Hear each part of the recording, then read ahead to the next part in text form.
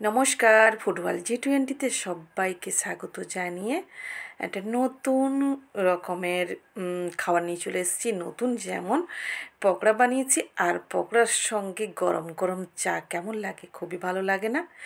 আর চায়ের পদ্ধতিটা সম্পূর্ণ আলাদা রকমের। তার আগে আমি পকোড়া বানানোর জন্য পেঁয়াজ নিয়ে নিয়েছি, তাতে আমি বেসন দিয়ে দিলাম, হলুদ,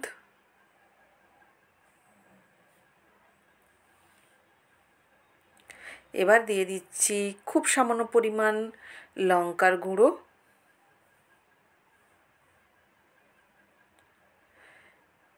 গোটা জিরে,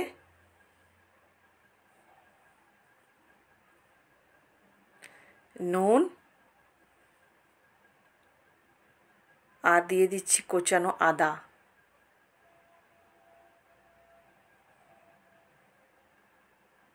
আর কাঁচা লঙ্কা, আমি 2 থেকে 3টা দিয়েছি কাঁচা লঙ্কা। এরপরে দিয়ে দিচ্ছি যেটা হচ্ছে চায়ের সঙ্গে পকোড়া মানে তো কারি পাতা। কারি পাতা হলে আর গোটা জিরে আদাটা দিলে কিন্তু পকোড়ার ফ্লেভারটা দারুণ আসে।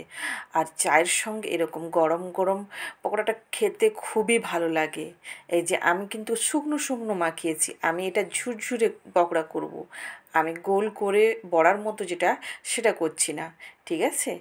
আর এদিকে আমি একটা কড়াইতে তেল গরম করে নিয়েছি। এবার 2টো কারি পাতা আমি দিয়ে দিয়েছি, দিয়ে গোটা কারি পাতাটাকে ভেজে নিলাম। ভেজে করে আমি তুলে নিচ্ছি, তেল ঝরিয়ে তুলে রেখে দিলাম। এবার আমি পাকুড়ির জন্য এই যে দেখুন, এই রকম করে ঝুরি ঝুরি করে আমি পেঁয়াজের পকোড়া বানিয়ে নিব। এই যে দিয়ে দিচ্ছি, যে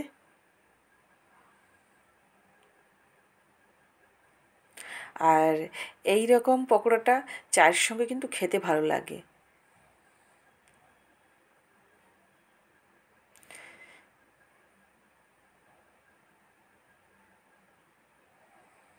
এই যে আমার দেওয়া হয়ে গেছে। এবার এক সাইড হয়ে গেছে ভাজা, এবার আমি আস্তে করে উল্টে দিচ্ছি।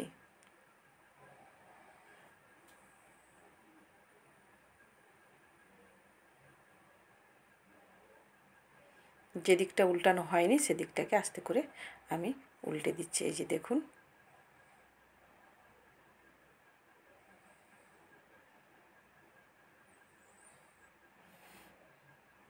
এই যে দেখুন ভাজা হয়ে গেছে।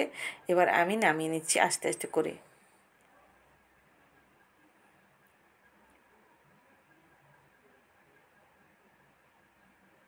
একটা প্লেটে, একবারে শুকনো প্লেটে আমি নামিয়ে নিচ্ছি। এই যে দেখুন,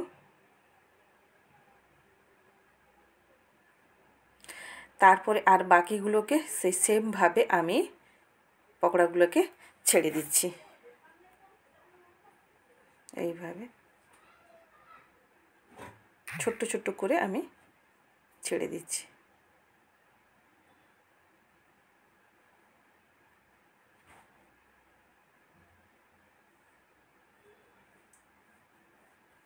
এই যে দেখুন পুরো ভর্তি করে দিয়েছি। এবার এক সাইড হয়ে গেছে, আবার উল্টে নিচ্ছি।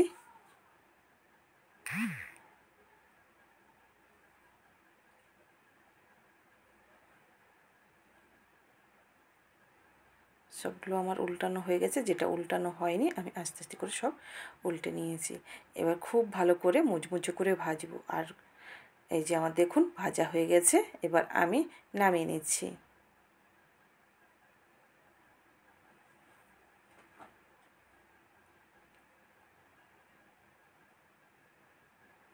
তেল ঝরিয়ে নামিয়ে নিচ্ছি।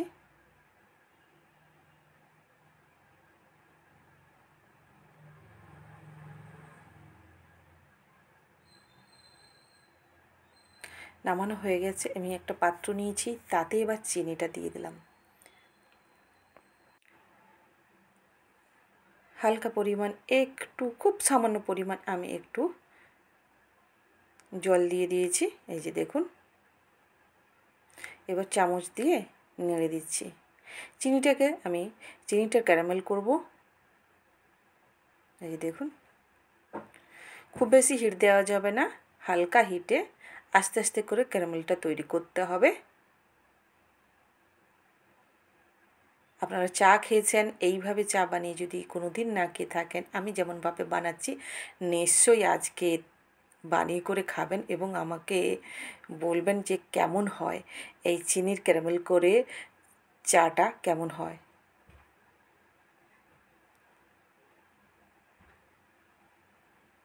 বারবার নেড়ে দিব এবং খুব বেশি হেড দেওয়া যাবে না, কারণ ওটা তৈরি করতে তো একটু টাইম লাগে।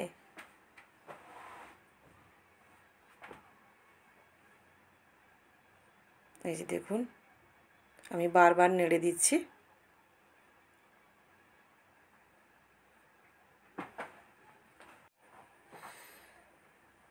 এই যে দেখুন আমার ক্যারামেলটা হয়ে গেছে, বুঝতে পারছেন লাল হয়ে গেছে একবারে। এবার বারবার এই জন্য নেড়ে দিচ্ছি যাতে না নিচে বসে যায়। এবার দিয়ে দিলাম জল, 1 কাপ মতো আমি জল দিয়েছি। 1 কাপ মতো জল দিয়ে এবার ভালো করে নেড়ে দেবো, কিন্তু নাড়া যাবে না।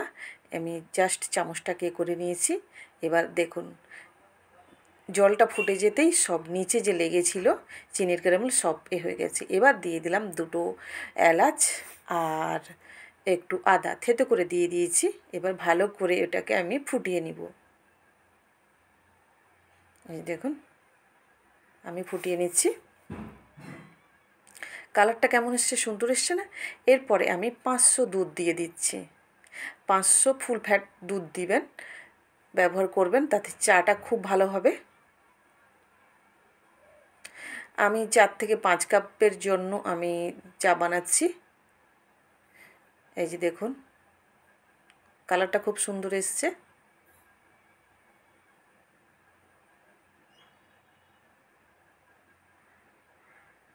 এখনও কিন্তু আমি চা পাতা দিইনি, খুব ভালোভাবে ফুটবে তারপরে চা পাতাটা দেব।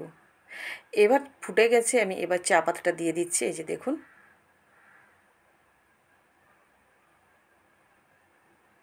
চা পাতাটা দিয়ে দিলাম।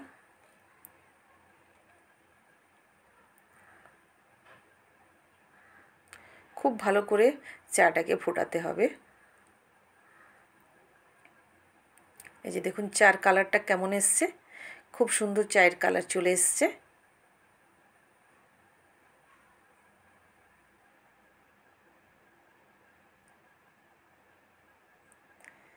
কে কে চা খেতে ভালোবাসো নিশ্চয়ই কমেন্টে জানাবে, আর কারা কারা খেতে ভালোবাসো না তারাও জানাবেন। আর এইভাবে চা বানিয়ে করে খেয়েছো?